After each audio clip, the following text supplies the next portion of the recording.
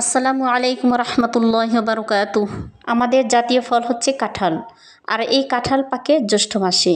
তবে জ্যৈষ্ঠ আষাঢ় মাস এই 2 মাস বা আরও কিছু সময় আমরা কাঁঠালটা খেতে পারি, সারা বছর আর খেতে পারি না। আজকে আপনাদের এমন একটি প্রসেস দেখাবো যে প্রসেসে আপনার সারা বছর কাঁঠাল খেতে পারবেন।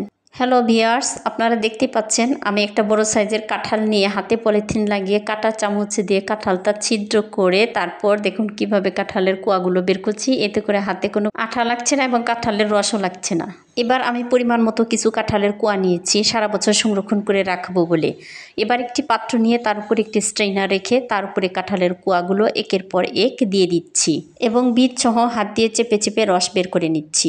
আমি প্রথমে স্ট্রেনার বসিয়ে দিয়েছি এই জন্য যে রস করার সাথে সাথে ছাঁকার কাজটাও হয়ে যাচ্ছে। দেখতেই পাচ্ছেন ভিউয়ার্স, আমি কিভাবে হাত দিয়ে চেপে চেপে রস করে নিচ্ছি।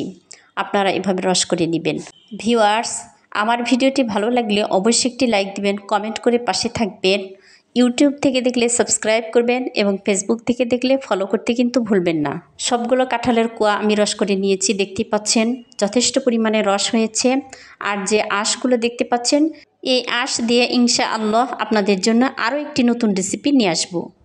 এবার এই রস আমি একটি ঢাকনাযুক্ত পাত্রে ঢেলে নিচ্ছি। আপনারা যে কোনো ঢাকনাযুক্ত পাত্রে ঢেলে নিতে পারেন। এরপর ঢাকনা দিয়ে ঢেকে ডিপ ফ্রিজে সারা বছর সংরক্ষণ করে রাখতে পারবেন। আর এই রস দিয়ে আপনারা তেলের পিঠা, বড়া, পুডিং, মিষ্টি ইত্যাদি ইত্যাদি আইটেম তৈরি করতে পারবেন। ইনশাআল্লাহ আগামীতে আপনাদের জন্য আরও একটি নতুন রেসিপি নিয়ে হাজির হব। সে পর্যন্ত সবাই ভালো থাকুন, সুস্থ থাকুন। আল্লাহ হাফেজ।